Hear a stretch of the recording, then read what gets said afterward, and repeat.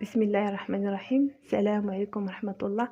كنتمنى ان شاء الله يلقاكم هذا الفيديو على خير وتكونوا كاملين على خير ان شاء الله. اليوم ان شاء الله غنشارك معكم واحد الوصفه ديال الحرشه ديال المقله. كما كيقول بعض الناس الحرشه ديال الزنقه اللي كتباع في الزنقه. عندي هنايا ان شاء الله واحد نص كيلو ديال السميده رقيقه، وعندي هنايا كاس مخلط ما بين الزبده والزيت، عندي خماره حمراء، نص معلقه ديال الملحه، نص معلقه صغيره ديال الخميره، معلقه صغيره ديال سنيده. هاد السنيده اختياريه، السكر اللي ما بغاش يستعملو ما يستعملوش. عندي هنا ماء دافي ان شاء الله. اول حاجه غنهزو هاد الزبده والزيت. عندنا هنايا كنبسبسو مزيان، كنرملوها مزيان بعد الزبده والزيت. وكما قلت لكم اللي ما بغاش يدير الزبده وما متوفرش عنده يمكن لا يستغنى عليها. كنخدموها مزيان هكا.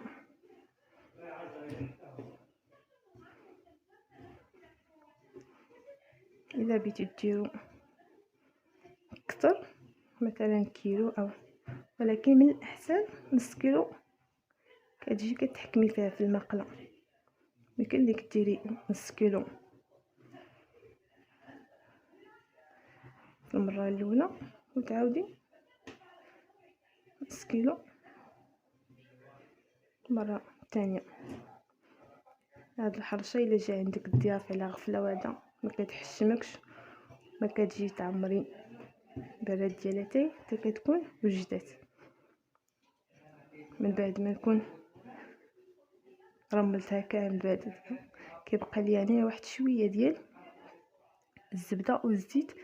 من بعد غنقول لكم اش غنديرو. غنحيد واحد شويه هنايا تقريبا كاس. غنعبر لكم، نحاول نعبر لكم بهاد الكاس ديال العنبه باش تعرفوا شحال حيدت. كاس ديال العنبه كنقصو من هاد نص كيلو.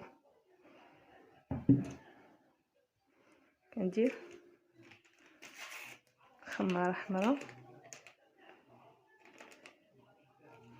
كندير ملحه، خميره، سكر. كنعاود نحرك نخلط مزيان.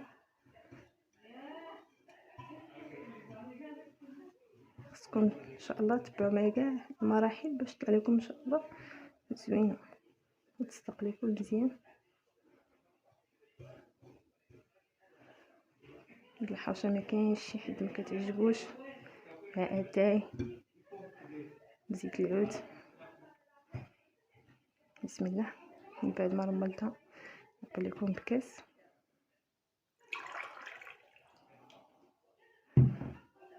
واحد، جوج. غنخلط عاد نشوف واش خاصني الماء ولا لا. فهاد المرحله ما كنعجنهاش، غير بصباعي هكا كنبدا نخلط غير بحال هكا، بحال غير كنجمعها كنعجنهاش.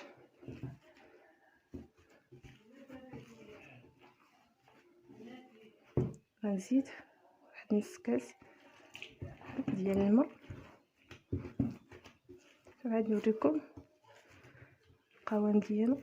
اذا درت جوج كيسان ونص ديال الماء صافي. كتكون كنزيد واحد شويه من الفوق.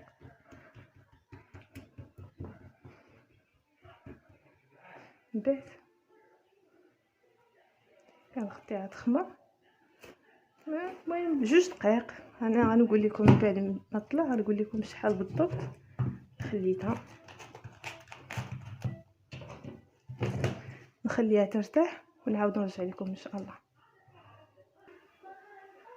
من بعد ما خمرت ليا الحرشه ديالي كتكون بهذا الشكل، كنمسحها هكا كتكون طلعت خمرات وشربات داك الماء اللي باش عجناها. كندوز عندي هنا مقله درتها تسخن، داك الزبده والزيت اللي شربت ليا كندهنها هكا.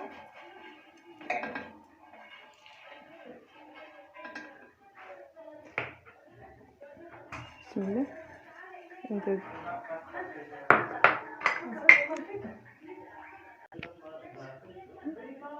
من بعد ما درنا المقله تسخن، درنا الماء عليها هاد الحرشه اللي حيدنا فاش بسبسناها بالزبده والزيت.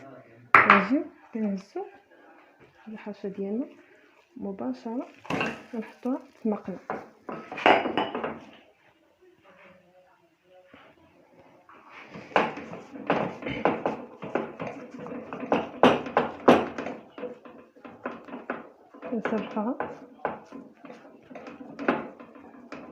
كنسرحوها وهي شاعله العافيه.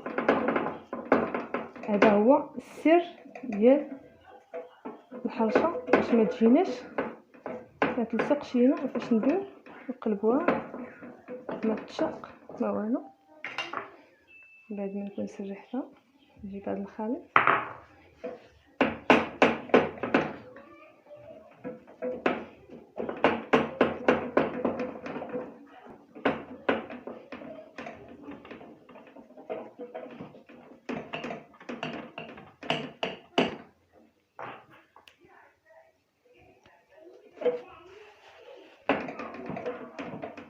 كنبسطوها،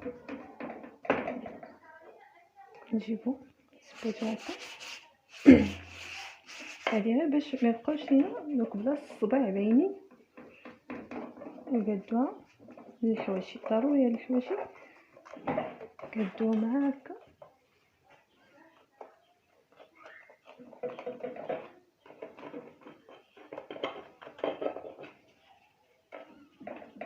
هي كطيب العافيه شاعله وحنا نقادو فيها.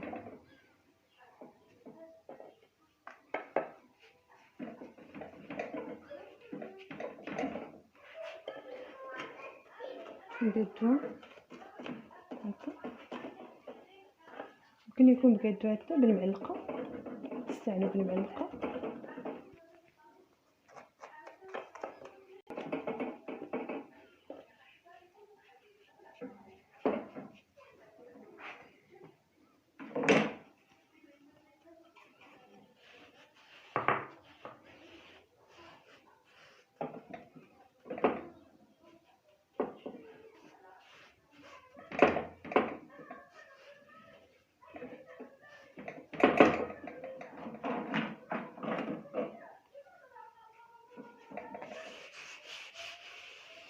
نقادوها كامله.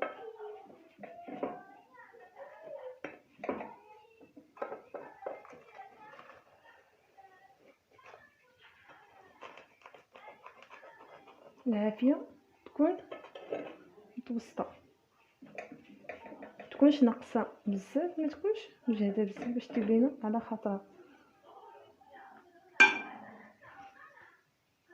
من بعد ما كتبان لينا شده شويه راسها من التحت ولا فرشيط، كنديروا شي تقيبات بالفرشيط. وهنايا كتبعوا معايا مزيان هاد المرحله.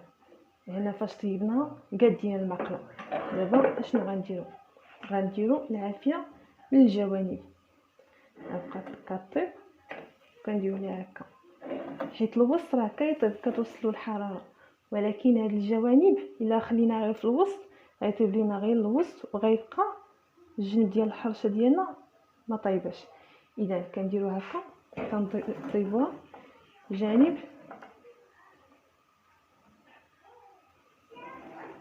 تبعوا معايا هكا مزيان. هاد المرحله مهمه في الطياب ديال الحرشه ديالنا. هي كطيب انا كنضوها. من بعد ما نكونوا سالينا معاها الطياب من التحت كما قلت لكم هكا حنا كنطيبو وكنقلبو هكا من الجوانب، جانب بجانب هكا كتكون طابت. ما كنقلبها من التحت ما والو، غير كتبان لينا انها الحشوه ديالنا تحركات في المقله بهذه الطريقه. كنجيب صينيه او طبسيل، احسن تكون صينيه. كنشدوها، بغيتكم تركزوا معايا هاد المرحله، مرحله مهمه.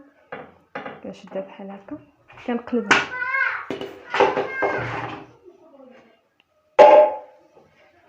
كنشد هاد المقله، كنحاول نتخلص من دوك الزوائد ديال الحرشه.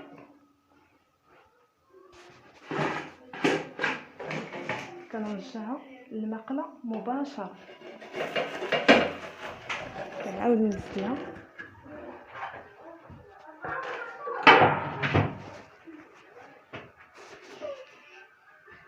من بعد. فاش قلبت الحرشه ديالي كتبقى طيب، انا كنحركها هكا، نخليها واحد شويه فوق البوطه ونحرك، فوق البوطه ونحرك. من بعد ما تكون طابت لي ان شاء الله من التحت، غنوريها لكم كيفاش طلعت في الصحن التقديم. من بعد ما طابت الحرشه ديالي كتطلع بهذه الطريقه هكا، كتطلع لذيذه وزوينه وما كتشق. من بعد ما طيبتها في المقله، ملي طابت لي عاوتاني من الجهه الاخرى، كنقلبها بنفس الطريقه اللي وريتكم في الاولى فوق الصينيه. كنقلبها هكا، في المره الثانيه راه بسهوله كتقلب. ومن بعد ما طابت نتوما كتجي بهذا الشكل هكا.